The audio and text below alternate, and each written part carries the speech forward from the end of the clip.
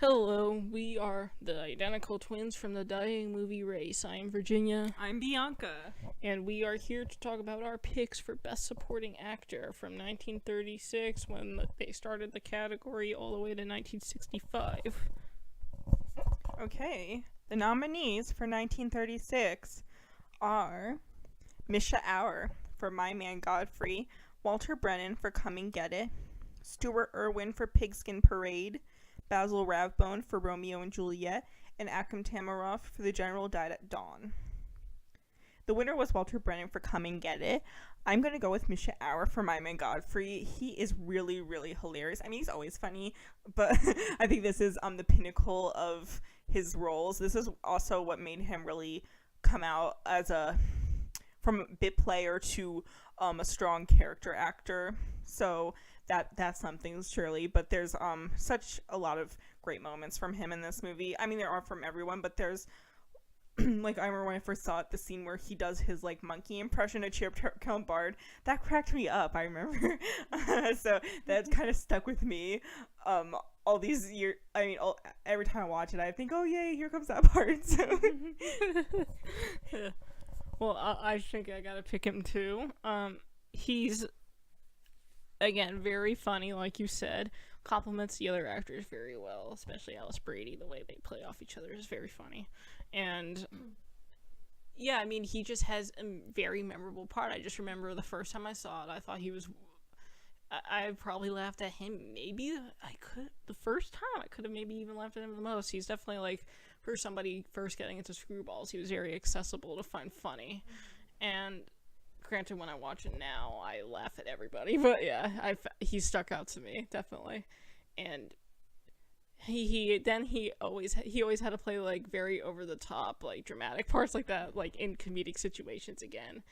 And I remember reading comedy is really good when all the characters think everything that's happening around them is a tragedy when it's really not. And that is totally this character. Like he over complains, he overreacts to everything, and he has nothing to complain about. His life is good. For 1937, the nominees are Ralph Bellamy for The Awful Truth, Thomas Mitchell for The Hurricane, Joseph Schildkraut for The Life of Emile Zola, and he won, H.B. Warner for Lost Horizon, and Roland Young for Topper. Those are very different actors, very good actors. And Schildkraut is amazing in The Life of Emile Zola. That's a great movie on every single account. But I have to go with Roland Young for Topper. He's one of my favorite character actors, and he's not really the supporting actor. He's the lead of the movie, but Cary Grant and Connie Bennett are billed above him, so I guess he was supporting. If you look at it that way, but Topper is just one of the classic comedies of the 30s, to be sure, and it spawned a lot of sequels, and Roland Young is just everything you want this character to be, the stuffy but yet very likable little man who's kind of henpecked but also likes his life in his own little way, and has a lot of fun with these ghosts who are the ghosts of his friends. It's a fun movie in general, and it really is fun because of Roland Young, his reactions, his delivery. He has a great delivery. So I do have to go with Topper. 1938. We have Walter Brennan for Kentucky, who won, John Garfield for Four Daughters, Gene Lockhart for Algiers, Robert Morley for Marie Antoinette, and Basil Rathbone for If I Were King. And Basil Rathbone would probably be my runner-up, but I obviously have to go with John Garfield for Four Daughters, one of the all-time great actors of the classic era. This is acting like it wasn't done in the late 30s. This is exactly like a character you would see in the 40s and 50s, and I think this is what really paved the way for those kind of roles. The loser who's really likable, who you want to see succeed. I think that's why I like the remake Young and Hard so much too, because it gave him the happy ending that he so deserved, that I so wanted him to have, and he didn't. But it's heartbreaking nonetheless, just seeing every little motion he does, your eyes are always on him, and your heart just goes out to him, and you think that all these girls are crazy for not noticing him because you notice him, the audience has noticed him, and then that ever since then all the girls began noticing John Garfield because clearly they were crazy not to, but still it's a great movie because of John Garfield. He's the whole show. I'm gonna pick Julie Garfinkel as well. John Garfield, and my runner-up might be Basil Rathbone for If I Were King, but it could be Robert Morley for Marie Antoinette. But both are very entertaining. But yes, the winner is John Garfield for Four Daughters, where he plays a character that feels like the loser protagonist in the making, and that's the type of character that would be the hero in a movie today, and he became the protagonist in movies afterwards. John Garfield played this similar type of character in so many movies following this one because this one was such a success, and that's the thing, you want him to be the lead, you want all the attention to be focused on him, and like you've said, you wonder why doesn't everyone notice this guy, why aren't all the girls in love with him? It just seems so weird because, I mean, all the girls in the audience fell in love with him for one thing, and I joked in my blog post when I was writing about, I wrote about Girls Want Bad Boys or something like that. All Girls Want Bad Boys, and I said that it's funny because it seemed like, oh, no one's gonna want this loser, they were thinking, but then everyone did, so they were like, let's get the cast together and make Daughters Courageous, where, a girl actually wants him in that one. So it's kind of amusing in that respect, but again, it's heartbreaking because you want everything to go right for this character, and when nothing does, you feel bummed. You're like, wait, did I miss something? Aren't we supposed to be rooting for this character? So yeah, he's the standout. You stick with him throughout, and everyone's good in this movie, but you stick with him, and again, you wonder why no one else does. 1939, the big year in Hollywood. We have Brian Aherne for Juarez, Harry Carey for Mr. Smith Goes to Washington, Brian Donlevy for Beau Geste, Thomas Mitchell, who won, for Stagecoach, and Claude Rains for Mr. Smith Goes to Washington. I'm going to go with Claude. It's really a shame that Claude never won. He's a great actor. And totally knows the power of a supporting player. He knows when to take a scene, when to leave it. And Mr. Smith Goes to Washington is probably his most famous role, and it's one of his best, to be sure.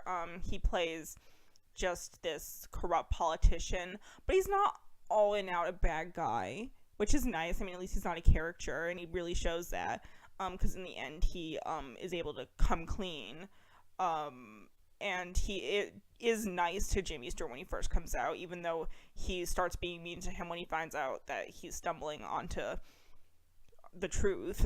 So it's really an interesting portrait of politics, seeing him be like on the surface this nice guy, but deep down there's really something mischievous going on. So it was really a great three-dimensional character, and definitely one of the best from this great actor. Claude Rains would definitely be my runner-up, but I'm going with Brian Donlevy. That was my second choice. Yeah, for Beau Geste. So, I guess, this is a performance that's, taken up to 11. It is, but it's also so entertaining to watch, and he walks away with the movie, a movie that has all these great actors in it just coming into their own, some of them, but he's the standout of it. He blows them all away. And he is basically playing somebody who is a sadistic officer in the Foreign Legion, and yeah, he's also good at what he does, but he's also, you don't like him and you root against him, but you also want him on screen a lot because he's so much fun to watch. And for instance, how he gets he has this little army to combat a huge group of enemies in the desert, and how he makes them, his idea is to make it seem like there's more of them than there actually is, so he has them all laugh, and it seems ridiculous at first, but then you're like, wait, that's actually a really good idea. But he's just so over the top with it at the same time, and he's very devious, and he does some really bad things in this movie. But it's, he steals it, and he was the part everyone was talking about when this movie came out. And even when your cast includes like Gary Cooper, Ray Milland, Robert Preston, and Susan Hayward, and in small parts like Broderick Crawford, that's impressive. 1940, the nominees are Albert Bosterman for Foreign Correspondent, Walter Brennan, who won for The Westerner, William Gargan for They Knew What They Wanted, Jack Oakey for The Great Dictator, and James Stephenson for The Letter. I'm going to go with the comedic performance of Jack Oakey in The Great Dictator. He's equally as good as Chaplin in this one as the character based off of Mussolini. He does like the face, and he does it to such a mocking tone. It's really funny to watch, and the scenes with him and Chaplin, I mean, it's really entertaining to see someone like Jack Oakey work with Charlie Chaplin, because normally it's Chaplin front and center, but with moments like these, you really get to see two people work together to create laughs together, rather than just Charlie doing something funny while the other person's like, oh. So that's so it really makes this movie extra special, and it's just a really memorable part of this great movie that's probably my favorite Chaplin film. Okay, 1941. The nominees are Walter Brennan for Sergeant York, Charles Coburn for The Devil and Miss Jones, Donald Crisp for Hiring Is My Valley, who won, James Gleason for Here Comes Mr. Jordan, and Sidney Greenstreet for The Maltese Falcon. And I'm going to go with Charles Coburn for The Devil and Miss Jones. I'm kind of biased. It's one of my favorite movies. But I think, and he's the lead, he's not really a supporting, but it's nonetheless a great performance from a great character actor, and there's just a lot of moments where his reactions are really, really funny. He plays the typical rich man disconnected from the world, but when he masquerades as an average man, he finds friendship, and sees that everyone was probably right about him before, by thinking that he was the man he was, a rich snoot. So it's a lot of fun seeing his reactions to such scenes as when he's trying to sell shoes, or when he gives them expensive wine and they don't like it. Moments like that. I'm going to agree with you. I'm also picking Charles Coburn for The Devil and Miss Jones. It too is one of my favorite movies. It's aged phenomenally well. It's still hilarious. The themes are very topical today. And again, he is the lead, so it does feel kind of odd picking him for the supporting category, but he gives a great character performance, and the whole movie is basically revolved around how he changes over time, how at first he's this sort of lonely, rich guy who doesn't even think about the little man, but not in a way that's like Scrooge-ish, because he is always like likable enough that you do like him and that you do follow him around. And so, and like you said, how he just basically is able to grow through the friendships he gains and through just learning the struggles of the common man, and he just makes it all the much more fun to watch, and more of the reason why this film can be just as enjoyed today as it was back then. Okay, 1942. The nominees are William Bendix for Wake Island, the winner Van Heflin for Johnny Eager, John Huston for Yankee Doodle Dandy. Walter Huston, oh my god, I'm sorry I read that wrong. They're father and son though, so it's not too disconnected. And Frank Morgan for Totila Flat, and Henry Travers for Mrs. Miniver. All fantastic actors. And I have to agree with the winner. Virginia's really shocked by this, I'm sure. Van Heflin's one of my favorite actors, so I'm not gonna ever disagree with that. And he steals the show at Johnny Eager, while the other people they kind of compliment it, although Frank Morgan I guess steals the show to Totila Flat too. But everybody else kind of compliments the cast, while with Johnny Eager, even though it stars Robert Taylor and Lana Turner and they're the famous TNT, it's Van Heflin's movie. He plays the three-dimensional character here. The moments between him are what I remember. He's this sad character, and he is an alcoholic, but he's not. It's like Ray Milland the Lost Weekend. He's not a character. He's not a stereotype. You understand him. You feel bad for him, all whilst he's not pathetic. He's just he knows that Johnny's headed for doom, and he's his best friend, probably his like only real friend, and he wants him to get away from that, knowing that it's just a argument he's never going to win. So it's such a touching performance, and one of the few actors to win for a film noir, actually, and it makes sense that it's a film noir emblem, Van Heflin. So this performance is just why Van Heflin's amazing. I agree with what you said. This is a year where probably the two that definitely almost edgy, that are tough to pick between, are Van Heflin and Frank Morgan, because they do steal the movies that they're in, so they aren't tough to pick between. I suppose I would also have to go with Van Heflin, because he is playing a deeper characterization than the others, and how, like we've said, he does steal the movie. Like, the two things I remember from Johnny Eager are the love scenes and basically every scene Van Heflin's in. And it reminds me a lot of, like, because it's clear that a lot of noirs took this type of character and ran with it, because Van Heflin did popularize it, the alcoholic friend who's also the voice of reason and the only person that really shows any real care for the lead, even though no matter how bad the lead gets, he's willing to stand by him, but he's also not bad like he is, so he's able to be this good force, even but complex force, and empathetic force, but that's someone we can get behind, and we could be like, oh, well, if he likes Johnny, it's okay if we like him too. And the movie ends with him too, which is really impressive for a supporting performance, that is such an important part in Johnny's life, that the last shot of the movie is Van Heflin in a very emotional scene. So it is definitely a great performance, and one that walks away with the movie. 1943, the nominees are Charles Bickford for The Song of Bernadette, Charles Coburn, who won for The More the Merrier, J. Carrol Naish for Sahara, Claude Rains for Casablanca, and Akram Tamaroff For Whom the Bell Tolls. Okay, I know, I didn't, that's why I didn't want to say that, because it sounds weird. Okay, so I'm gonna go with Claude Rains for Casablanca. It's kind of it seems like an obvious pick, but again, I really like Claude Rains. He's one hell of an actor. And I think a lot of people remember him with this movie.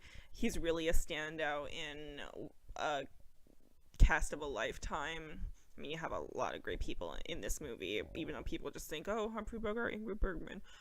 But Claude Rains is a very memorable character. A man who could have easily been just a standout, your standard villain, but he's really not. He's more than that. He does have these slimy moments, but in the end, he completely redeems himself, which is very rare for the time. And he ends up becoming the famous, and he ends up becoming friends with Rick. So it's interesting seeing someone actually play a three-dimensional character rather than just, he's a villain, he's greedy, he's slimy. No, there's way more to this character than that, because Claude Rains plays him. I also have to pick Claude Rains, because every scene he's in, he steals. Claude Rains generally does that in pretty much every movie he's in, but this one, he definitely is a standout in. And his, and like you said, it's also because of what his character could have been. They could have easily just made him the villain, like he is in a lot of his movies, but instead, he's this three-dimensional character, somebody who has good sides to him, and even though there is a little part about him that is off-putting, it's never to the point where you're completely against him, and never to the point where the way he redeems himself seems completely shocking, because we do see that he does have a little bit of that good in him, but it's in the end when we really see, okay, he's not a bad guy, and that he easily could have taken the easy way out, but he doesn't. He sticks to what he thinks is right, and it's because the character is so three-dimensional, and we could have easily just looked upon him as a villain. It really requires great acting and believable acting from whoever is to play it, and so it's really good they got Claude Rains to do it. For 1944, the nominees are Hume Cronyn for The Seventh Cross, Barry Fitzgerald, who won for Going My Way, Claude Rains for Mr. Skeffington, Clifton Webb for Laura, and Monty Woolley for Since You Went Away. And normally it would seem like I'm going to pick Claude Rains again, but actually, because I love that movie, but actually I'm going to go with Clifton Webb and Laura, which is one of my absolute favorite movies. It's my favorite noir, which is really saying something because we love noirs. And Clifton Webb is a real standout of this film, even though we think, oh, it's like Casablanca, we think of the great chemistry between Dana Andrews and Gene Tierney, but he really complements them. It's his character that really makes these interesting because of his fascination and his friendship with Laura and his jealousy of Dana Andrews because he's everything he's not. And he was in kind of a narcissism while still insecure. It's a completely interesting character, and really not one that you would expect Clifton Webb to play, because I guess now we know him for comedy, and back then they knew him as a dancer and a stage actor. So this was a really different role for Clifton Webb, and he just plays it with such gusto. This is really one of those performances. When you think of great noir performances, you think of this. I too have to go with Clifton Webb. I know we're agreeing a lot, but again, it is one of my favorite movies, and it's also my favorite noir, so it's very hard for me not to pick it because so much. One reason why I love Laura so much are the characters and the way the actors play them, and Clifton Webb as Waldo is definitely a gem. It's the type of performance the movie begins and ends with him, and you know, it really makes sense for the movie because this is a character that, like you said, he's so full of himself. He talks about himself a lot and like how great he is, but he also, you get the sense that he's always jealous and always insecure because, especially by Dana Andrews, more so than Vincent Price, who is still a feminist, so he doesn't feel super threatened by him. But once Dana Andrews enters the picture, he's like, whoa, this guy's tough, this guy's handsome, masculine, he's everything he's not, and he doesn't talk about himself at all. So it's interesting. And it's a really deep characterization. I feel like the ending of the movie could have been obvious if somebody played this character obviously, and I feel like a lot of actors back then would have. As much as I like them, they could have played this character obviously. But Clifton Webb doesn't do that. He plays it in the way the character should be played, where he is sophisticated, but also definitely a suspect, and one that you don't 100% believe everything he says. There's something about him that does make you think, oh, well, there's something weird going on with this guy.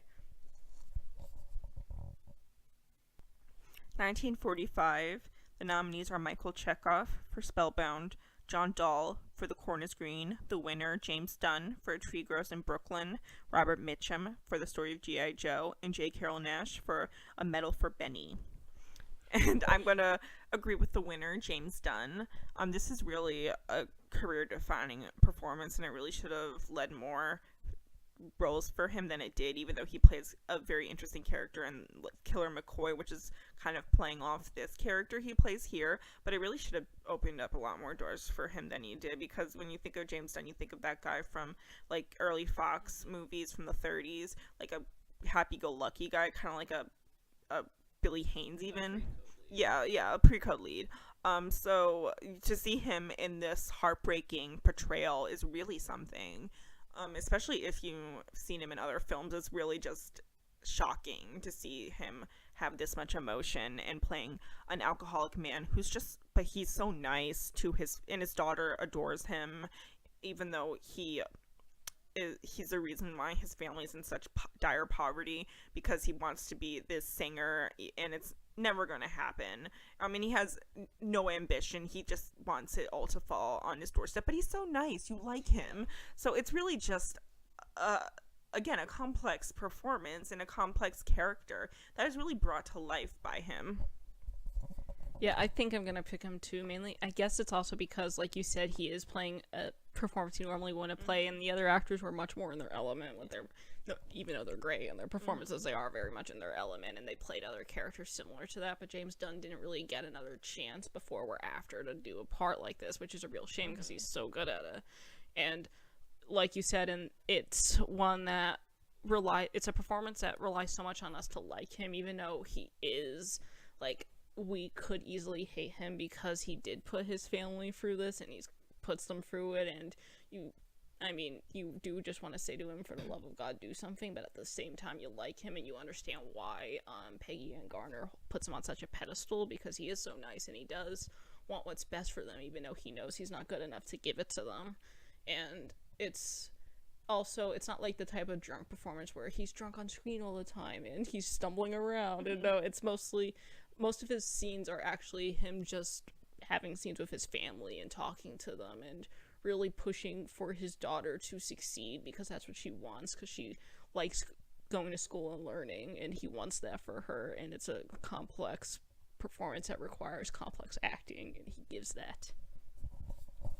For 1946, the nominees are Charles Coburn for The Green Years, William Demarest for The Jolson Story, Claude Rains for Notorious, the winner Harold Russell for The Best Years of Our Lives, and Clifton Webb for The Razor's Edge.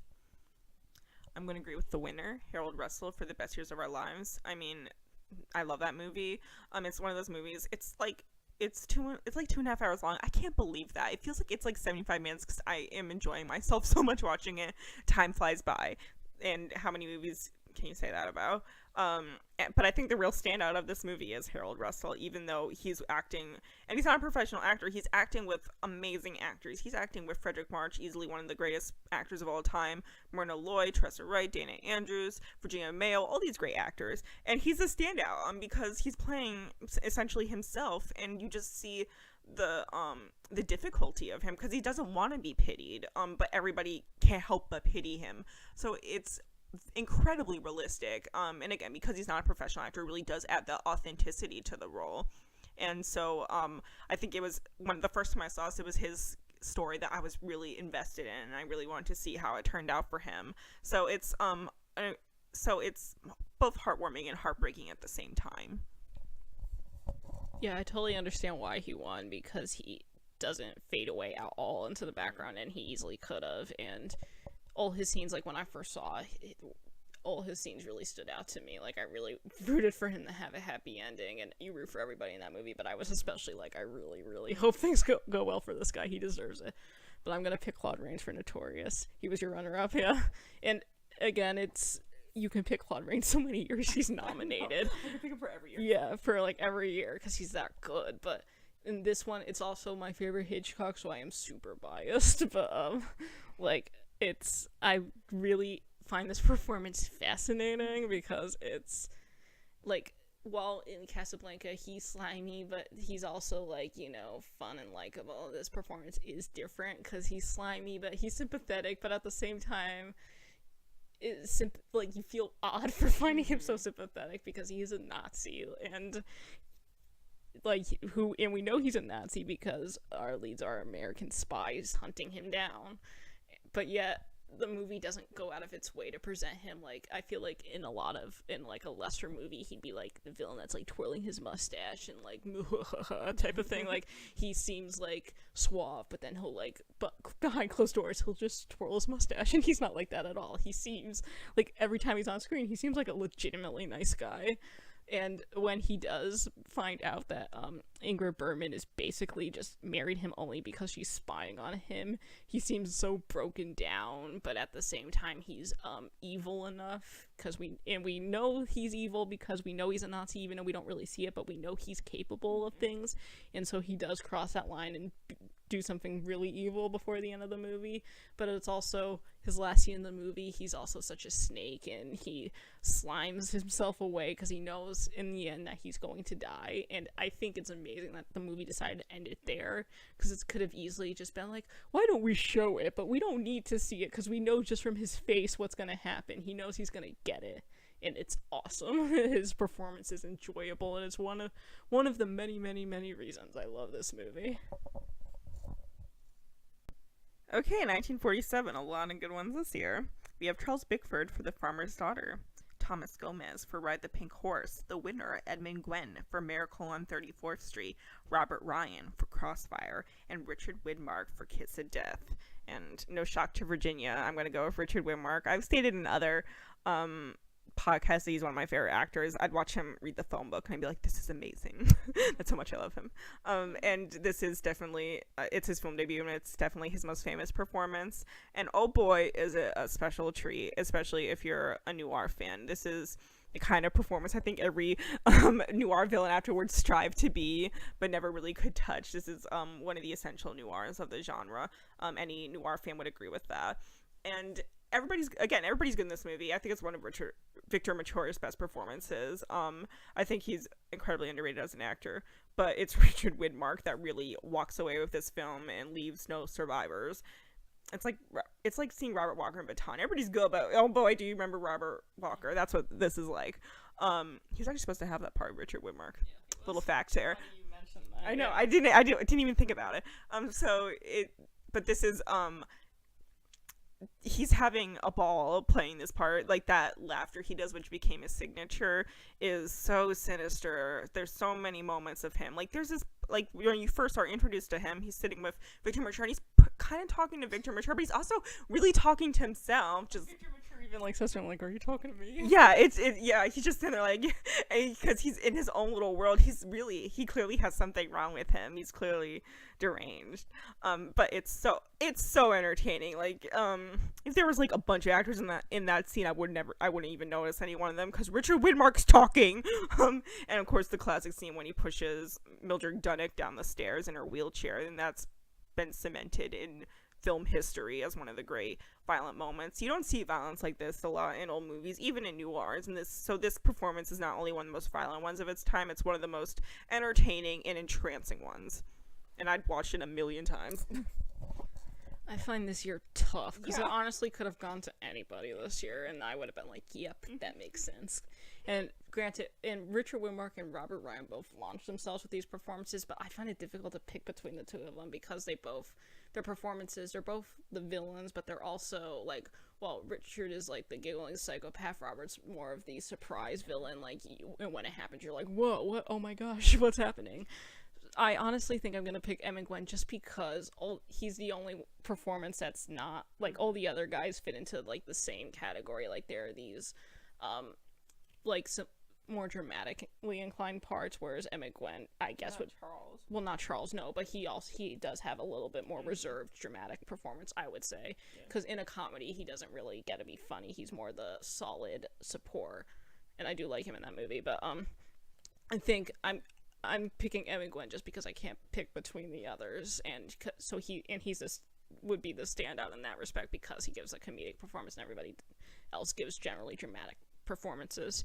And I mean, tons of actors have played Santa Claus. Has anybody played Santa Claus better than Emmett Gwen? No. And he just lights up the screen every time he's on, and every Christmas I'd like to pop this one in, and I always enjoy watching him and how he really believes he's Santa Claus and Kris Kringle, and you're like, yeah, why not? Like, I feel like it could be a movie where you're like, man, he's crazy, but you're not. You're like, but he's so delightful. Can't he be Santa Claus? I want him to be Santa Claus. He's not hurting anybody. And how he makes the lives of everyone else around him better, and he, like, just brings out the best of everybody, and it's a really charming performance that the Oscars tended to overlook. So I'm really glad they, at least, and I guess maybe it's for the same reason why I picked him, was because it's hard to pick between the other actors, and they're very strong dramatic performances. So, and, like, three of them were noirs, very good noirs, but I do think I want to pick Emmett Gwen, and it's a charming, funny performance. Okay, 1948. The nominees are Charles Bickford for Johnny Belinda, Jose Ferrer for Joan of Arc, Oscar Homolka for I Remember Mama, the winner Walter Huston for The Treasure of the Sierra Madre, and Cecil Kellaway for The Luck of the Irish. And Walter Huston is a joy in The Treasure of the Sierra Madre. Gold! That famous, that's been parodied how many times? But I'm going to choose Charles Bickford this year for Johnny Belinda. Oh my god, I've chose Johnny Belinda for Best Actor, Best Actress, and Best Supporting Actor, I realize. Who's going to win Best Supporting Actress, Bianca? Is it going to be Agnes? We'll see. Might be, I don't know. This is a great performance from Charles Bickford. This is a kind of role that he excelled at. He's one hell of an actor, to be sure. And in this, I always remembered him in this role, even though Lou Ayres and Jane Wyman are the leads. I always remembered Charles Bickford just as well. he is such a reserved father, like at first really distant to his daughter Jane Wyman, and then and as Luers brings out more and more of her, he becomes closer and closer with her. So it's really nice to see him evolve and really care for his daughter. And when he finds out that Stephen McNally does the unspeakable thing, you root for him, and you just know the pain he's suffering, because now he finally feels so attached to his daughter at last, and someone threatens to take that away from him. Someone threatens her safety, and so it's just such a remarkable performance. I really have a tough time picking between Walter Houston and Charles Bickford this year, because both are just so good and their performances are so different. But I'm gonna go with Walter Houston only by a little bit. So I think that it's also because, like you said, he's just so much fun to watch, and his performance, it's one that when you first are watching the movie, you're like, oh my gosh, he's crazy, and guess who turns out to be the crazy one? Not him. So it's interesting because he actually is one of the more likable characters in the movie, even though at first he seems like crazy and totally like, you know, nuts for gold, and really he turns out to be one of the more sensible people in the group. And he can go from like 0 to 11 in his scenes. Like 1 second he'll seem very calm, and then the next second he'll not seem like that at all. He'll be dancing for the joy of gold. And I always remember the scene where they first meet him, and how he's just talking about gold, and he's talking about it like almost like he would be talking about like an old love or something. And I always remember that. It reminds me of like this scene in like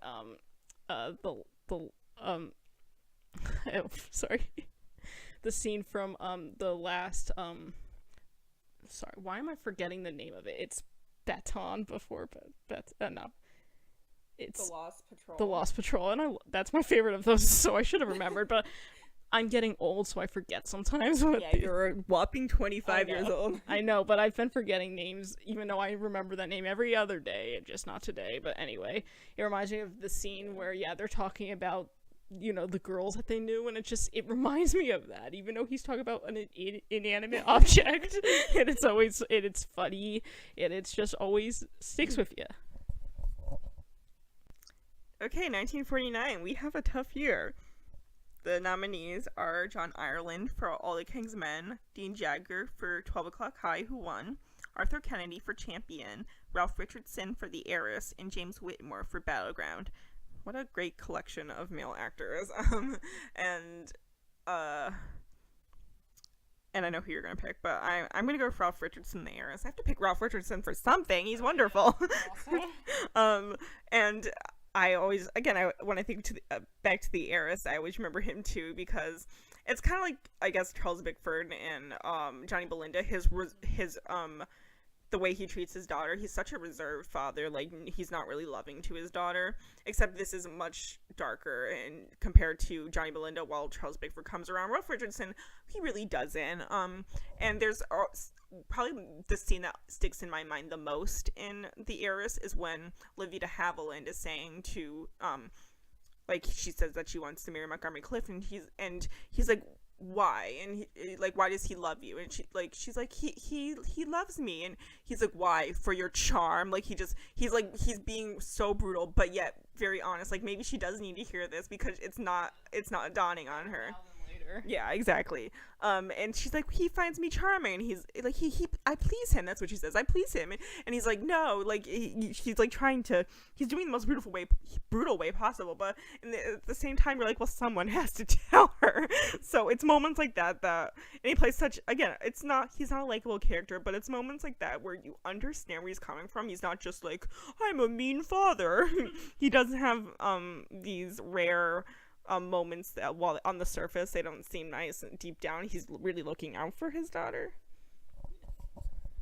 Yeah, this year, like you said, it's tough, but I'm going with Arthur Kennedy for Champion, because while the other actors were great supporting roles, he's the one that, like, every time he wasn't on screen, I wanted him on. Granted, I'm a giant fan of his, and that definitely plays to a part of it, but it's basically very similar. For a while, I liked him in Bright Victory. It could have, because he plays somebody who's handicapped, physically handicapped, and it could have just been a, poor little me type of performance, even though the role doesn't call for that. It could have been played that way, and it could have been played pathetic, but not at all, because he plays him like a real character, and it's the type of character that could have potentially been boring, because he's the foil to he's the foil to Kirk Douglas, and he's the nice one, the good one. But I don't think it's like that at all. Again, every time he wasn't on screen, I wanted him on. I was like, when's Art gonna come back on? I miss him. and when Kirk keeps going over and over the edge, and we know basically the thing that holds him back is that he loves his brother, Arthur Kennedy. And even though we know he's never a good guy, like right away it pretty much shows us this is not a good guy, but we see that what keeps him from going over the edge is his love for his brother. So when he passes that, we know, okay, he's really far gone now. There's nothing to like about this character. And how, again, that type of anchor character could have just been this boring character. When you read about it, you're like, oh, the handicapped brother, that sounds like it's gonna be soapy, and it's not at all. It's not. And I always remember the scenes where in the movie he pines after Ruth Roman, who at first dates Kirk, but then not so much later on because he dumps her. But the scenes like where he likes her, and you're like, yeah, honey, why don't you notice him? He likes you. He'll stick with you, and he's handsome. You should notice him. But obviously, Kirk has that charm, and Art is very insecure, so he's not like that, but it's a good character performance. 1950, always one of the hardest years to pick for. We have Jeff Chandler for Broken Arrow, Edmund Gwenn for Mr. 880, Sam Jaffe for The Asphalt Jungle, the winner George Sanders for All About Eve, and Eric von Stroheim for Sunset Boulevard. This is actually a pretty easy category for me to pick compared to the other ones. Even though they're all good, I have to agree with the winner, George Sanders, and All About Eve. I have this obsession with George Sanders' performances because they're always so different and they're always so interesting. And this is one of my favorite Oscar-winning performances, period. It's just a complete delight to watch. Every time he talks, I am just thinking of how awesome it is. He says every line this is one of the best scripts ever written for a film, and he relishes these lines. He says them like they're poetry. And he plays this really just this dickish character who is attracted to Eve, even though she's an awful person. He knows it. And there's that ending that we love. We love that ending. And and he knows what's going on. I just love it. He's so knowing. The way he says his lines, Phoebe, it's just I love it. I can't express it in words. It's just one of those things you have to see. I totally agree. This is George Sanders' year, and as great as everyone else is, he is the easy winner this year. And I think it's funny because All About Eve, everybody's great in it. Everybody talks about all the performances in it, but to me, the standout is George Sanders. He's the one that, when he's not on screen, like with Arthur Kennedy and Champion, I want him on screen. I'm always like, when's George coming back? And how he plays this snooty type of character, and how he is not really a nice character, but yeah, he's not as bad as Eve, and yeah, he's attracted to her, and he doesn't even really understand why, and he can't comprehend why he's attracted to somebody so awful, but yeah, he can't help it. And the scene where he confronts her is one of the best in the movie, and just so many of the way he reads his lines alone is amazing. He's one of those few actors that every line he reads is you want to go yay after he reads it, because you want to clap because it's so amazing his line reads. 1951, the nominees are Leo Jin for Quo Vadis, Carl Malden for A Streetcar Named Desire, who won, Kevin McCarthy for Death of a Salesman, Peter Ustinov for Quo Vadis. Sorry, I'm saying it the Latin way. Quo Vadis, if you want to. And Gig Young for Come Fill the Cup.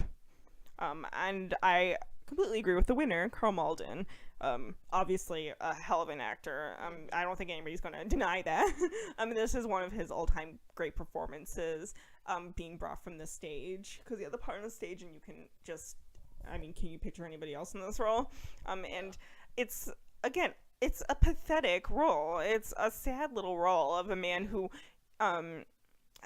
who is attached to his mother, and it's not Norman Bates. I mean, it's just a man who is lonely, and the only love he has is for his mother. And when she's dying, he becomes attached to Blanche, and he's not willing to stick up for her in the end. And he's not willing to forget her past and actually find because maybe they could actually find happiness with each other, but all that goes to hell because he has foolish pride and because he just won't stick up for himself. So it's this completely pathetic, sad little role that is still interesting and still compelling in an odd way. Like, you're not like, he's stupid, like, you know, like, you're not like, oh my god, get over yourself. You know, you understand where he's coming from, but at the same time you are like, but if only he but you know he's not. It's not as his character. Yeah, he definitely got to go with Carl this year. He's a great actor, like you said, and I'm glad they took him from the stage to play this part. And so is a part that, you know, you do want to shake him throughout the movie and say, can you grow like a spine or a backbone or something? And like you said, it's not Norman Bates level. It's not like that, but it's definitely in a way that he isn't strong, and you definitely can see, you know, that he feels he's weak, and he does not wear the pants in the relationship with his mother. She controls him, so he's used to everybody just walking all over him. And in the ending, when he could do something about it, and he'll comment about it, but he won't really do anything, and you want him to do something and he doesn't. And is a weak character, not to the point, but into the point where he's also probably the most likable character he could maybe be the most likable character in the movie. It's hard to say, but he definitely is the one who tries. Like, everyone else just sort of does their own thing. He's the one that legitimately tries to, you know, change himself and to have this relationship with Blanche, but it's difficult for him to. 1952, we have Richard Burton for My Cousin Rachel, Arthur Honeycutt for The Big Sky, Victor McLaglen for The Quiet Man, Jack Palance for Sudden Fear, and Anthony Quinn for Viva Zapata, who won. And I'm kind of pissed Dick Powell wasn't nominated for The Bad and the Beautiful. And Richard Burton is the lead in My Cousin Rachel, so it's kind of odd seeing him in the supporting category. He's the Mai in question. Yeah, exactly. He's kind of the narrator here. But still a great performance, obviously. But I'm gonna go with Victor McLaglen for The Quiet Man. Obviously a delightful film. And I wish more people were nominated for it.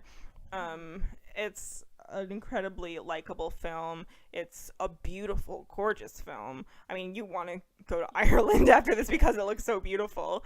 It's funny. It has just so many great moments. So many classic moments, and Victor McLaglen is a hoot in it, as the really protective older brother of Maureen O'Hara, like, and like the typical Irish brother. So you don't want to go up against him, but John Wayne does, and I guess only John Wayne can ever like come close to beating up Victor McLaglen. So it's a completely delightful movie, and I think he really adds to the charm of that. I think everybody's wonderful in it, but he is a good standout in a lot of his scenes, and just again, hilarious.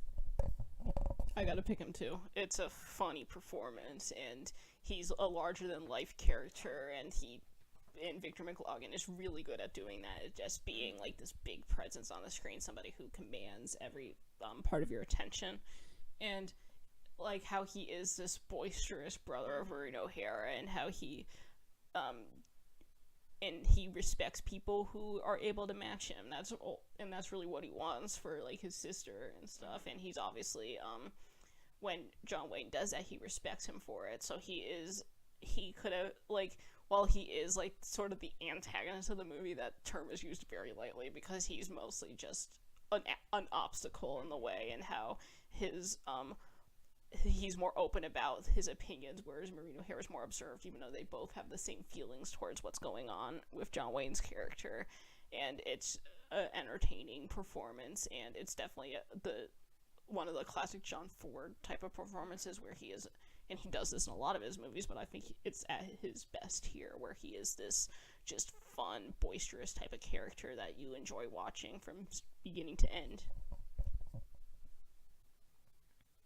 Okay, 1953, the nominees are Eddie Albert for Roman Holiday, Brandon DeWalda for Shane, Jack Palance for Shane, Frank Sinatra, who won for From Here to Eternity, and Robert Strauss for Stalag 17. Those are wonderful performances. And I guess I just really have to go with who won, Frank Sinatra, because I love Frank Sinatra. It's the reason I saw this when I was a young 15-year-old. I think I was 15, yeah. And so it's it's incredibly entertaining seeing him in this role, and he thought he won for the wrong role. He wanted to win for The Man with the Golden Arm, and he could have easily won for that too.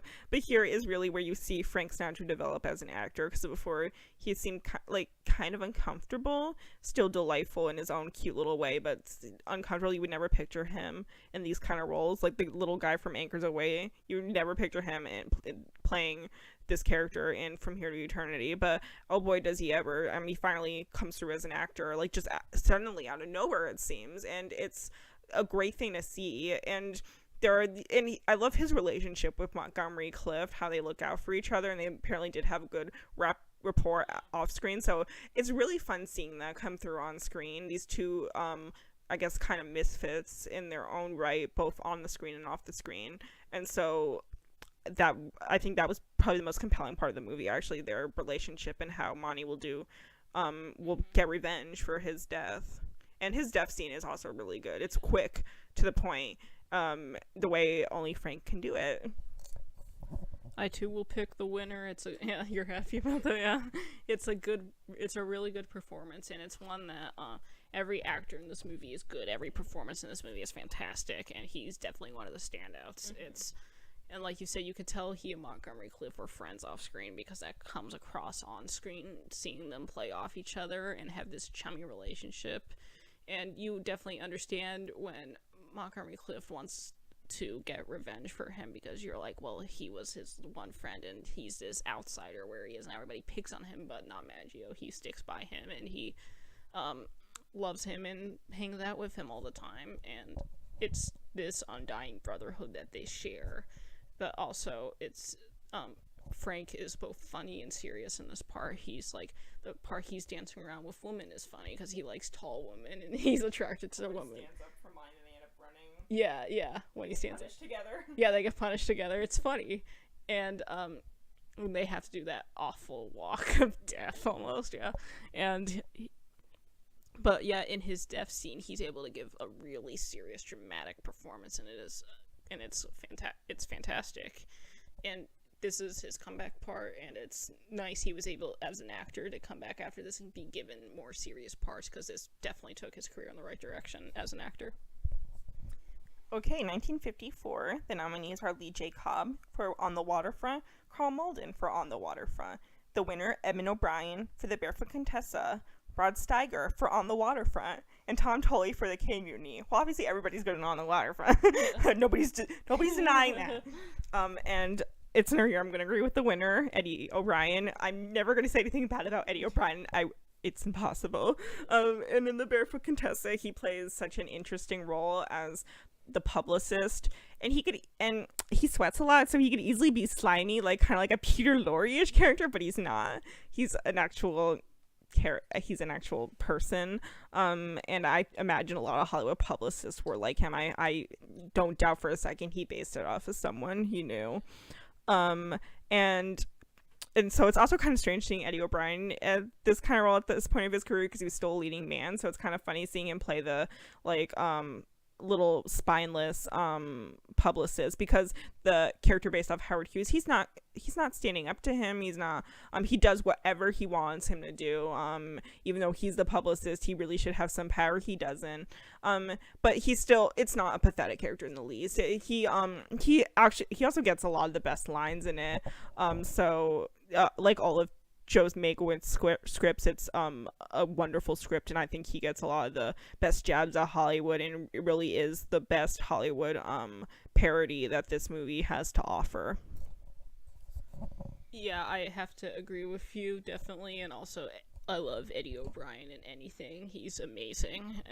We don't hide that at all in our blog post that we like Edmund O'Brien, but it's also the type of performance he gives a performance, and one of the big reasons why I think he deserved to win was I don't think another actor could have given a performance like he does in this movie. I think his interpretation of this character is different from anybody else's. I think most people would have played him pathetic, and most people would have played him more slimy, and he's not like that. He is definitely, like, it's sad some of the things he has to do, but he generally doesn't show it like he minds all that much. Like, I feel like most people would have played this character, like, moping, and yeah, and definitely, like, you know, basically groveling, and he's not like that, even though he does these awful things just that, you know, somebody with dignity wouldn't do. He portrays it like, well, this is the career I picked, I'm gonna do it, and I want to be the best at it, so I'm gonna do it. And I think that when an actor can give something that no other actor can, and it can make this performance more memorable than it could have been, because then it could have just been a by the numbers type of performance, that's something special. And there are some good performances in this movie, but I do think he's the one that he's the performance I do remember the most in it. Okay, 1955. The nominees are Arthur Kennedy for Trial, Jack Lemmon for Mr. Roberts, who won, Joe Mantell for Marty, Sal Mineo for Rebel Without a Cause, and Arthur O'Connell for Picnic. And my runner-up would be Sal Mineo for Rebel Without a Cause, but we'll get to him later. I agree with the winner, Jack Lemmon. I think this is the first time Jack Lemmon really was Jack Lemmon on the screen, and I adore this man. Absolutely one of my favorites. Has been ever since I got into old movies, and this is such a clever, funny part of Inside Pulver. And he really becomes it. This is one of the quintessential Jack Lemmon roles, and it has a touch of seriousness, but nothing like, it's not really a serious part. It's a comedic performance, so it's nice to see someone win for a comedic performance every once in a while. And I love that ending where he finally throws that damn palm tree overboard and finally stands up to James Cagney. It's moments like that really make this movie joy to watch and really make his performance memorable. What's all this crud about no movie tonight? Well, yeah, I'm gonna agree with you with Jack, and I also probably would pick Sal as my runner-up. But yeah, Jack in Mr. Roberts is, again, very funny, and he does have a little serious moment at the end, so he is able to show both. And he also plays the breakout character of the movie, and while everyone is fantastic in this movie and all the characters are great, he is definitely the one that people seem to remember, and the one that, definitely, like, that type of character archetype became popular afterwards. I mean, he seems almost like a Hawkeye Pierce type of character. That, you know, the, humorous guy who can also, take, like, his wacky shenanigans too far sometimes. And I think that the whole, wacky army comedies sort of ran with the Einstein Pulver type of character, and Jack Lemmon really pioneered that type of character, even though they existed before, not quite in this way and not quite with this much depth as Lemmon has to show in this part. For 1956, the nominees are Don Murray for Bus Stop, Anthony Perkins for Friendly Persuasion, Anthony Quinn, who won, for Lust for Life, and Mickey Rooney for The Bold and the Brave, and Robert Stack for Written on the Wind. And my runner-up would probably be Robert Stack, but I'm gonna go with Tony Perkins in Friendly Persuasion. I love this movie. It's such a tremendously heartfelt, touching film, and it's not over-the-top dramatic. Like, even though dealing with pacifist people in the time of the Civil War, it sounds like that, but it's actually more of a lighthearted comedy with moments of some drama spread out, and it's really Tony that brings that out. And he's obviously a fantastic actor, and playing such a magnificent character of someone who feels like it's his duty to go to war, even though he is a pacifist and he doesn't believe in it, and he doesn't want to go, but he still does. It really he just, like, there's that scene where he says to his parents, I don't want to do, but I have to try, and it's killing him inside. But yeah, he feels like it's his duty. He wants to protect his home and his family, and he feels like that's the way he can do it, because he doesn't want to just sit by while the Confederates take over their farmland. So it's an incredibly touching performance and an incredibly touching movie.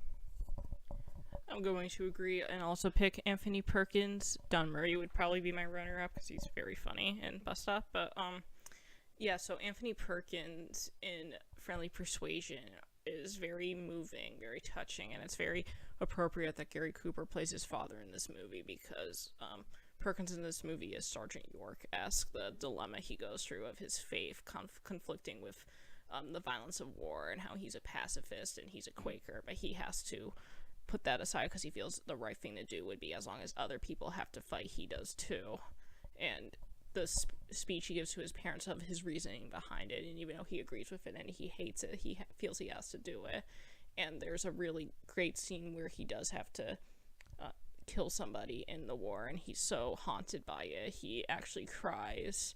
And it shows that even though he can go back to being a Quaker after the war, there will always be that something in him lost. Like, war did take something away from him. Even if it wasn't his life, it was something. And Anthony Perkins just really sells dramatic scenes. 1957. The nominees are Red Buttons, who won for Sayonara, Vittorio De Sica for A Farewell to Arms, Setsu Hayakawa for The Bridge on the River Kwai, Arthur Kennedy for Paid in Place, and Russ Tamblyn for Paid in Place. That's a good list of actors. I adore Paid in Place. I can watch that movie every year.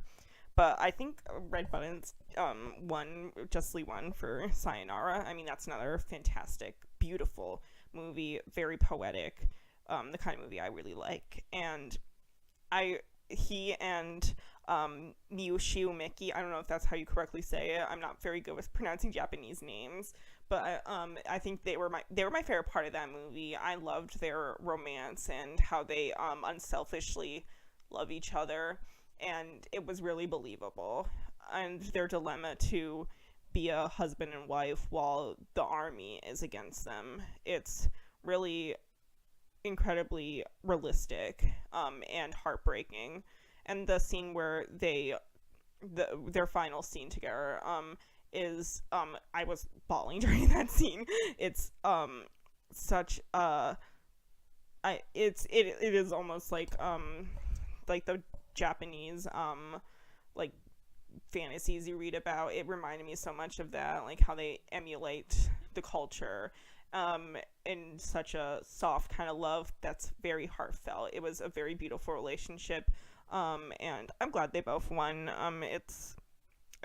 Because I thought they were the heart and soul of that movie.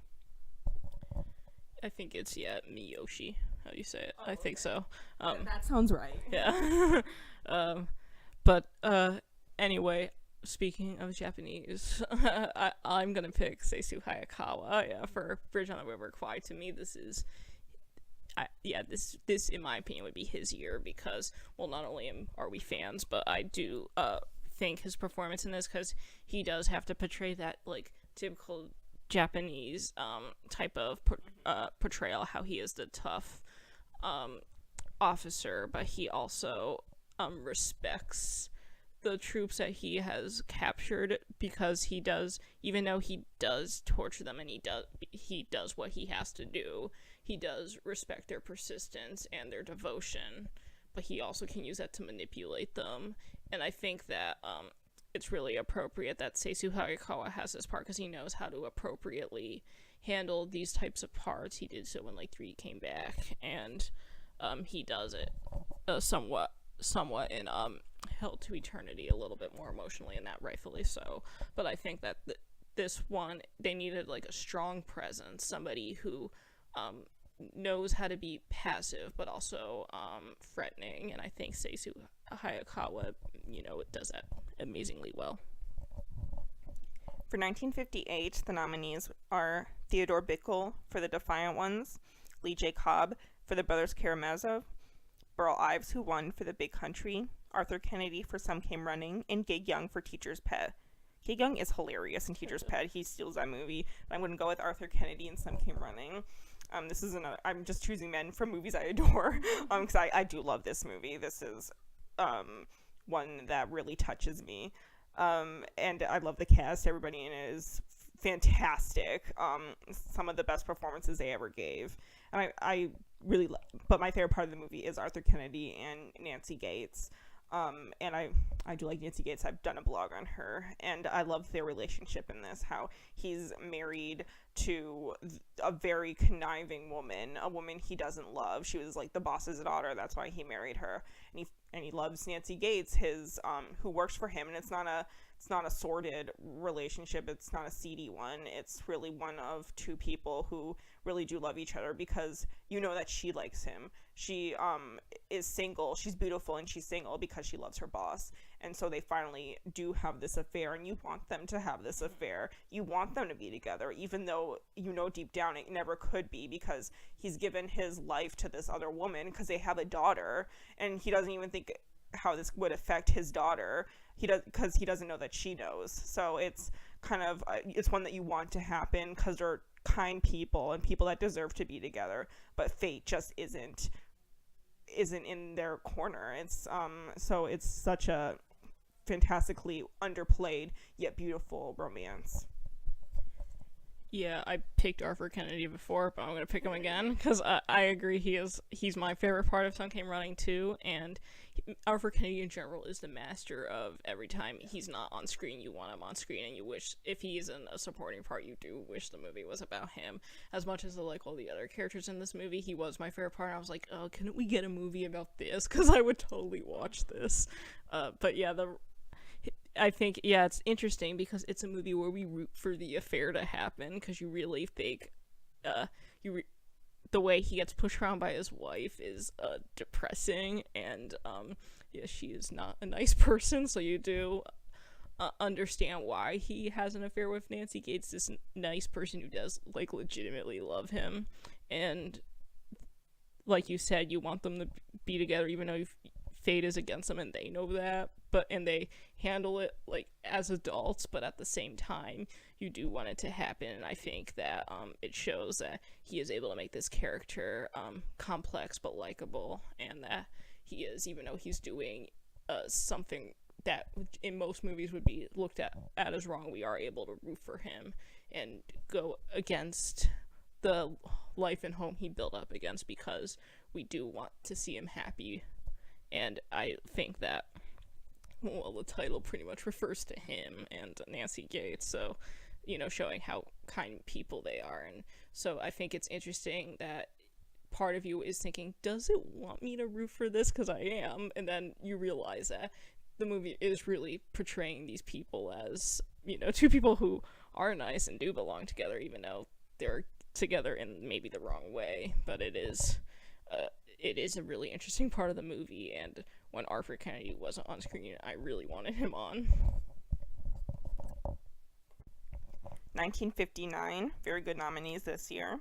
We have Hugh Griffith for Ben-Hur, who won, Arthur O'Connell for Anatomy of a Murder, George C. Scott for Anatomy of a Murder, Robert Vaughn for The Young Philadelphians, and Ed Wynn for The Diary of Anne Frank. I'm amazed that Joseph Skilcrow wasn't nominated for The Diary of Anne Frank. I would have picked him if he was. And he might have even been not put in the lead category because he is kind of the lead too. And he could have been nominated and won easily. But I will pick, no shock to Virginia, I'm picking Robert Vaughn for The Young Philadelphians. Definitely my favorite part of that movie. I do love Robert Vaughn, Napoleon Solo.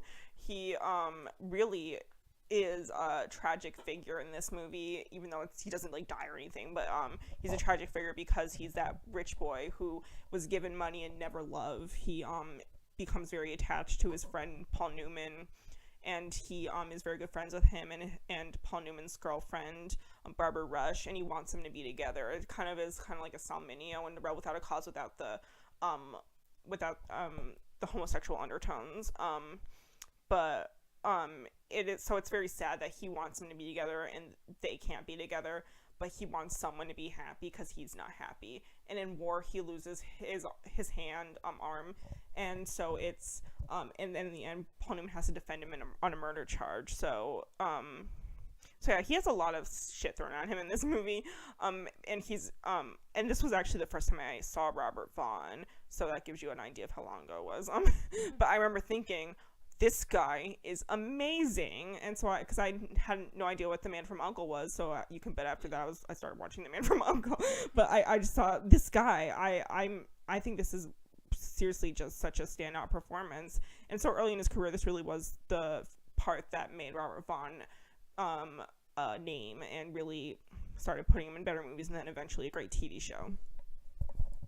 Yeah, I like David McKellum. So, no, just kidding. Okay, I'm not kidding. I do, but anyway. Oh well, my reasoning for my pick isn't so much because of my opinion of the performance, but more other people. I'm gonna agree with the winner, and you might know where I'm going with this. Yeah. In my Latin class, we watched Ben-Hur, and the year before we watched Spartacus, and I think Spartacus is an overall better movie. Me too. Yeah. Now, if we're comparing it to the 25 version of Ben-Hur, I do think that's the better movie, but anyway, the 59 version of Ben-Hur is obviously a fine movie in itself. I do like the silent one more, but it's a good movie. Well, anyway, when we watched Spartacus in class, everyone in class thought it was campy and was laughing at it for the whole thing. Yeah. It's not campy. It's funny, isn't it? No, it's not. Although some of their reactions were kind of like our class's reactions was kind of funny. I'll be lying if I said I wasn't laughing, but during Ben-Hur, again, some people thought it was campy and were laughing, but when Hugh Griffith was on screen, everybody fucking loved him. They went nuts. Like, they were laughing at everything he said, and there's a scene that he has with the horses about how much he loves the horses, and people in class thought it was funny. They liked the chariot race too, obviously, but yeah, and they didn't do that with the other performances. Like, the other performances they were laughing at, but they were unintentionally, but they were legitimately laughing at the comedy. They were laughing with him. Yeah, they were laughing with him, like the comedy he provided, and they liked his scenes together. And people would stop and listen when he was on screen. When everybody else was doing their acting, they weren't paying much attention, which is unfair to some of the other acting, which is fine, but some better than others. But yeah, so I think. Yes, Stephen Boyd, I agree. But I think that just because that, my class didn't warm up to those type of movies. They're your typical modern audience, and the fact that performance still reached to them was impressive, and I never really quite saw that before. Sorry for dropping the F-bomb. I wasn't even paying, I didn't even think about it. Okay, 1960. The nominees are Peter Falk for Murder, Inc., Jack Russian for The Apartment, Sal Mineo for Exodus, Peter Ustinov, who won, for Spartacus, and Chill Wheels for The Alamo. And I said I would get back to Sal Mineo, and this is when I'm going to get back to him. Exodus is a long movie, but it's entertaining, to be sure. Actually, I thought it was 3 hours long. It's apparently 4 hours long. I was like, I did not remember it being that long. And I think it's because I was just so entranced by Sal Mineo, and he's with Jill Hayworth, who he would become his girlfriend off screen. And it shows they have amazing chemistry. And his character is so real. I wish the whole movie was just his life. I would really love that. But he plays Dove, who was a concentration camp survivor, and Jill wasn't in a concentration camp. He was, and so he has a history. He was sexually molested and abused and raped at the concentration camp, and it really, I was surprised the film actually dealt touch with that, because that actually did happen to a lot of boys, like Sal Mineo, who were young and beautiful, but movies aren't, especially back then, and of course they're not going to talk about that. So I was amazed that it really dealt with that and showed his emotions as he finally confessed to it. And so you understand why he's a little standoffish towards little Jill, who has a huge crush on him, but his he really grows during it. He becomes more accepting of the people around him, and he finally learns to open himself up to more people, and finally accept the past for what it was, because he really kept to himself, and he's finally able to admit it. So it's really a touching performance, really kind of performance that really Mineo excelled at, and it's kind of similar to Plato in the way, the quiet effectiveness that he had. So yeah, I'll choose Sal Mineo. I'm not going to doubt that Sal Mineo deserved to win this year. I haven't seen Exodus, so I can't pick it, but mainly because it's long. Nothing against the movie. It's just I have to set aside time to watch that, and time that I don't really have. And I was gonna watch Murder Inc. this week. It never happened. But apparently, it was way more important. I rewatched The Fallen Idol yet again because, yeah, and I kept telling myself you should watch, and I'm like, nah, well, I'll get to it at some point. But nothing against the movie. It's just what I feel. I have to watch something. I'm less excited about it. So I almost have to pick by default Peter Ustinov, the winner. Again, not that he's bad or anything, but I'm sure if I saw Murder Inc. or Exodus, I'd pick one of them. But yeah, again, and I did mention earlier, we watched Spartacus in class, and people were laughing unintentionally, although they weren't laughing at Peter's performance. It was mainly everyone else. And I mentioned when I write about this movie, even though I like it a lot, I do say some of the actors seem uncomfortable with some of their material. Not that their material is bad, it's just they seem a little awkward in like the sandals and the sand and sandals type of film that they're in. But Peter obviously seems right at home. He definitely, I think out of all the cast, seems most comfortable on his part. He's having a lot of fun. Yeah, he seems like he's having fun, and the fact that he does get to play this like almost like parody of like a slave trader, it's funny. But and I do know people considered him like the scene stealer, and clearly he won, so he was considered that. And I do think that, yes, out of the whole cast of the movie, he's the most comfortable and he's the most at ease with his material, and he has the most fun with the script without like seeming like he is, hamming it up. So I do think it's a good performance. Okay, 1961, we have George Chakiris, who won for West Side Story, Montgomery Clift for Judgment at Nuremberg, Peter Falk for Pocket Full of Miracles, Jackie Gleason for The Hustler, and George C. Scott for The Hustler. And I'm going to go with Montgomery Clift and Judgment at Nuremberg. This is a long movie, too, 4 hours long. Well, it's about a whole trial. I think it's like 3.5, actually. Okay, yeah, I mean, I don't Wait, a little over 3, I think, like 3, just... Okay, yeah, I don't really think about it. It's not like I'm like, how long is this movie when I think about it? But, he is only on screen for, 20 minutes?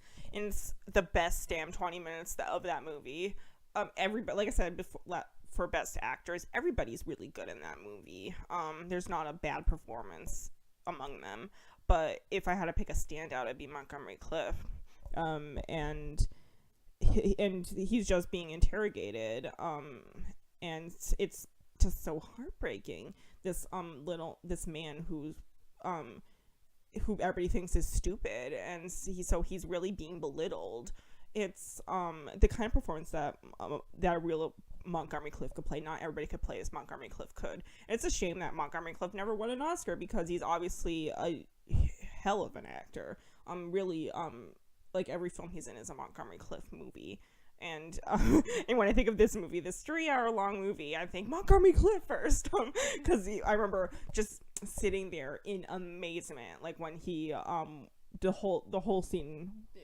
I was in like a trance. It was like when French Otone gave a speech immunity on The Bounty. I was like so enthralled. So it was it really picked up that movie for a bit, because it's a very dark movie. But his performance, even though it's a dark moment too, it gave it just some. It was a breath of air, like that just really lifted up the proceedings. I'm going to agree as well. I'm definitely picking him, and for, like you said, he's on screen for 20 minutes, and yet he's like the most, I think of him when I think of this movie too, and his performance, because those 20 minutes are so good and so amazing. And he doesn't sound like Montgomery Clift, he doesn't act like Montgomery Clift, he is really consumed in this part he is playing, and it is, because he puts on a voice, but it's not just an accent, it's like almost like he's changing his entire voice, and it's just amazing, like how he is able to capture your attention for 20 whole minutes and not like let you go for a second. Your attention is with him the entire time, and the movie in general is pretty good at doing that. But yeah, those 20 or so minutes were definitely to me the highlight of the film, and to you too, because it was like just a powerhouse performance. And it's being an actor. People tend to say when you play somebody on trial, that's one of the toughest parts to play, because you have to show a lot of expressions. You have to talk a lot. It's just not an easy part to play, but he makes it seem so easy. 1962. There's Ed Begley for Sweet Bird of Youth, who won. Victor Bono for What Happened to Baby Jane. Telly Savalas for Birdman of Alcatraz. Omar Sharif for Lawrence of Arabia. And Terrence Stamp for Billy Budd. And I'm going to go with who everybody thought should have won at the time and still now. Omar Sharif for Lawrence of Arabia. And it kind of is, again, a friendship performance like what Frank Sinatra gave in From Here to Eternity. I'm a big Omar Sharif fan, and he's a beautiful man.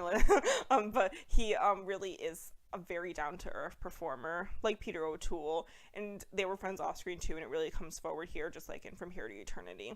Like, just seeing their budding romance, these two men from two different worlds really coming together and bonding is very touching, but also you get to see them fall out of this friendship. You said romance.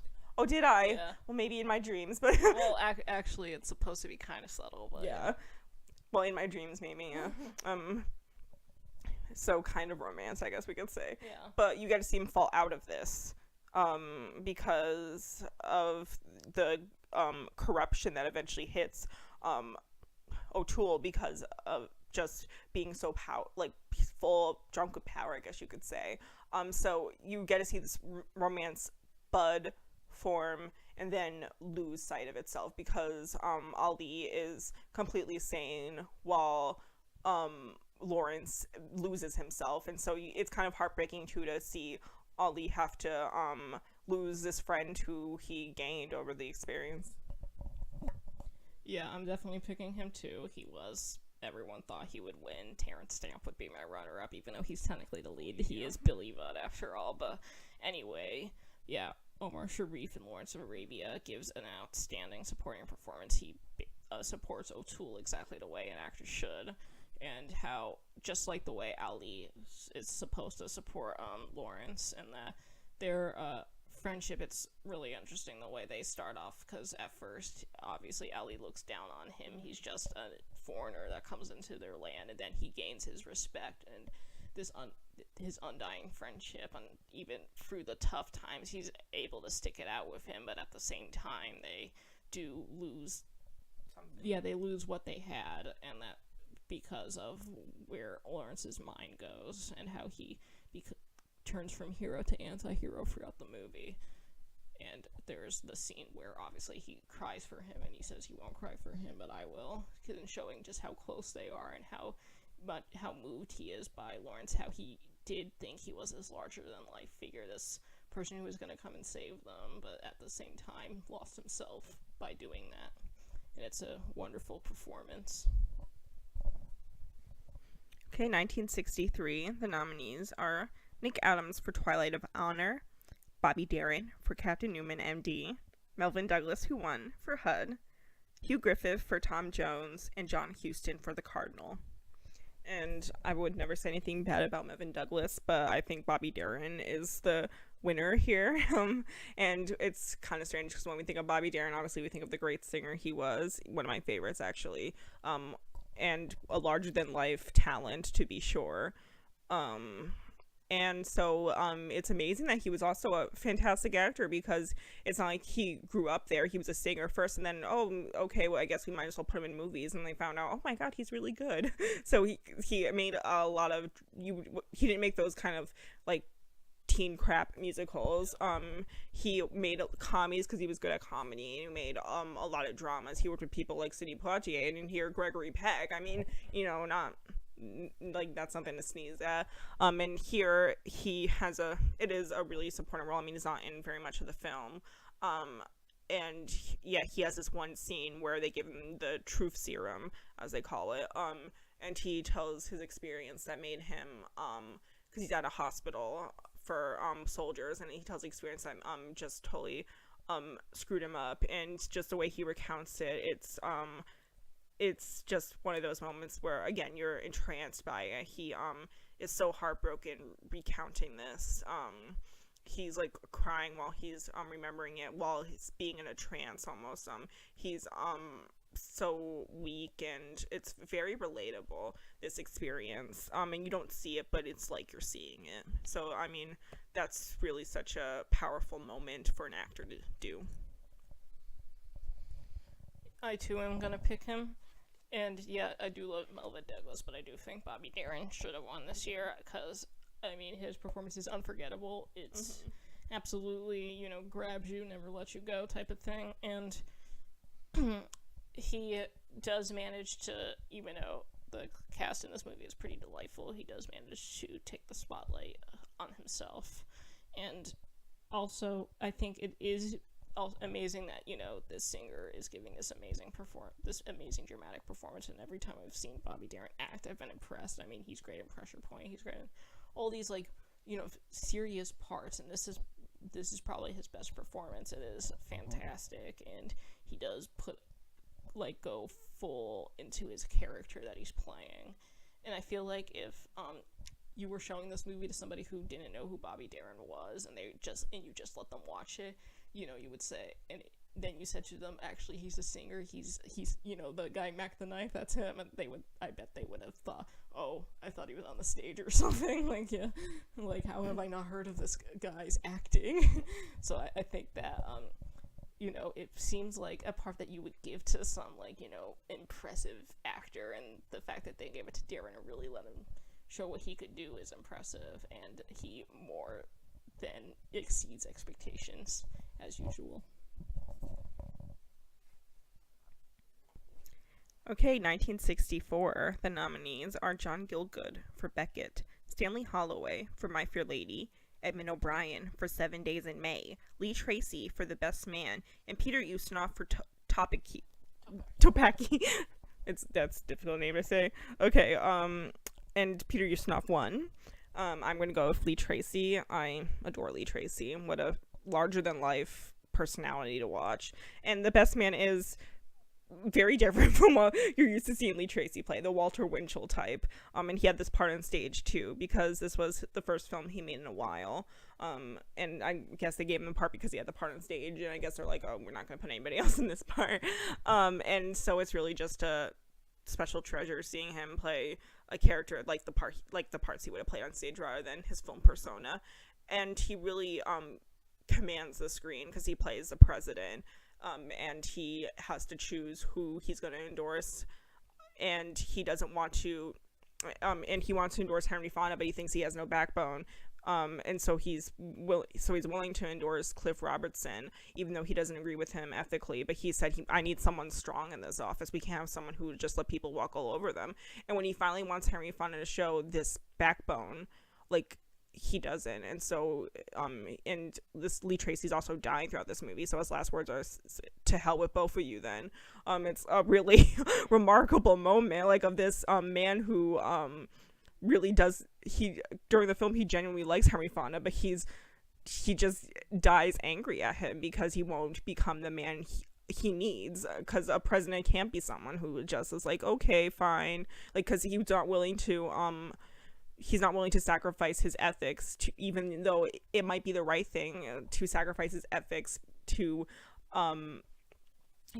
get Robertson out of the race, because he's a very corrupt man. So it's a very conflicting thing here. Do I give up my ethics or let someone completely unfit for office get an endorsement? So it's interesting to see Lee Tracy be the middle of all of this. And again, you do kind of see the little glimmers of the Lee Tracy persona because he talks a lot. He was the fastest talker in Hollywood.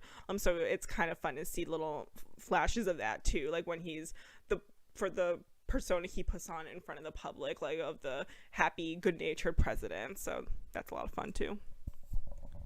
Yeah. That would probably be my runner-up. While I'm sure Salminio deserved it in 1960 and not Ustinov, Ustinov probably deserved it this year that he won, and it's definitely more in line of the type of performance he was really good at playing, which is just basically a comedic part, and he's very funny in it. It's the type of role where he has to be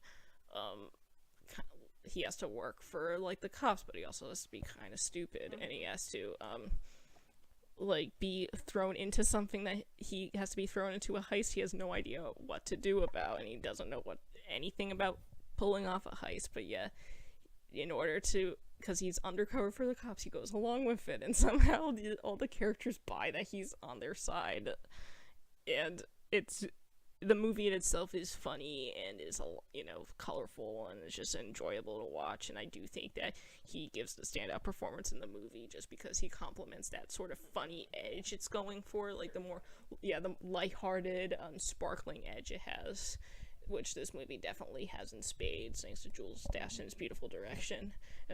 It's a very funny comedic performance, and it's the type of comedic performance Ustinov was really good at, that we see in like the Sundowners and all these great colorful movies that have a little lighthearted edge to them, and he definitely brings that to this film. Okay, 1965, the final year. We have Martin Balsam for 1,000 Clowns, who won, Ian Bannon for The Flight of the Phoenix, Tom Courtenay for Dr. Zhivago, Michael Dunn for Ship of Fools, and Frank Finley for Othello. And I'm going to go with Tom Courtenay for Dr. Zhivago. Tom Courtenay is a fantastic actor. I think he should have won for The Dresser, too. Actually, he was in a tie for the Golden Globe. This is really, I think it really introduced him to American audiences, because obviously we had the long distance runner movie, King of Country. Yeah, and King of Country. Those were like big British movies, so they weren't really. But all Dr. Zhivago was a joint one. Mm-hmm. So I think this really brought him forward to audiences. This was the first time I saw him too, I believe. Yeah, it was. Again, it must have been a long time ago.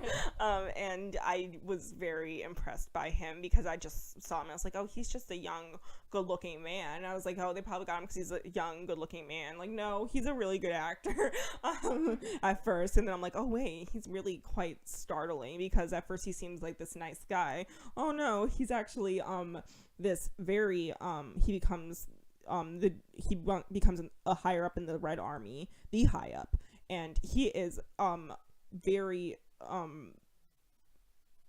startling seeing that transformation, because he's completely different from the man you knew him from the beginning of the movie, because he just is fed up with everything. He has like no heart left. So he is almost devoid of emotion, and yet he still displays a lot of authority, and it makes you uneasy watching him. So I think that's just such a amazing performance from someone who's not like going over the top. Actually, he underplays it to perfection, and yet it just really, it still makes you feel like that. Yeah, I would pick him too for this year, and I don't remember if this is the first time I saw him. I don't remember if I saw this for Long Distance Runner first, but I might have seen this first. I feel like I was familiar with him by the time I saw that, but he is, like you said, he is a fantastic actor. There's probably not a part he can't play, and he, in this part is, it's interesting, because at first you kind of assume he's weak, and he's, kind of just passive, but then his character becomes one of the, leaders of the Red Army, and he in one of his last scenes, and maybe it's his last scene when we see him, he's very different from the person we see in the first half of the movie, who is more boyish almost, but when he takes on this role, he becomes almost like, you could tell he's like kind of drunk with power, and he's enjoying every moment that, people look up to him, and he gets to do whatever he wants, type of thing, and he gets to step on people, because at the first part of the movie, when he's part of the Red Army and nobody thinks they're gonna do anything, he gets stepped on a lot. So when the roles are reversed, he takes full advantage of that. No, you definitely see where he's coming from. Oh yeah, definitely, because it does build that up, and you get that. At the same time, it's like, oh, but isn't this the type of person you hated? Like, yeah, it's kind of like the whole thing with the Russian Revolution in general. But yeah, it is a strong supporting performance, and it is one that in the second half he isn't really there for obvious reasons that I won't go into, I guess, for spoiler territory. But granted, we spoiled a lot of movies, but I feel like I would have to dive into so much of the movie to talk about that. But it is but it is a strong presence, and he really is a strong presence in the first half of the movie where he does get a lot of screen time.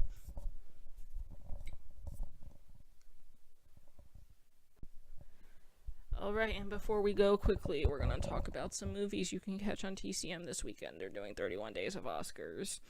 Okay. One playing Saturday night, kind of cutting it thin here because we had technical difficulties earlier. Anyway, I recommended For Whom the Bell Tolls, and if you haven't seen it by now, I do recommend reading the book first, which is what I did, because it definitely gives you this the second layer to this movie, which is good on its own. You don't have to read the book if you don't want to. I just recommend going in that way, because you would be, I think people who like the book like I did would be very happy with this film adaptation, as I was.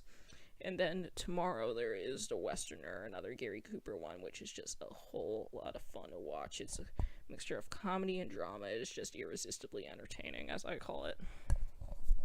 And I have one that I talked about, the performance of Sayonara. So see A Wonderful Romance.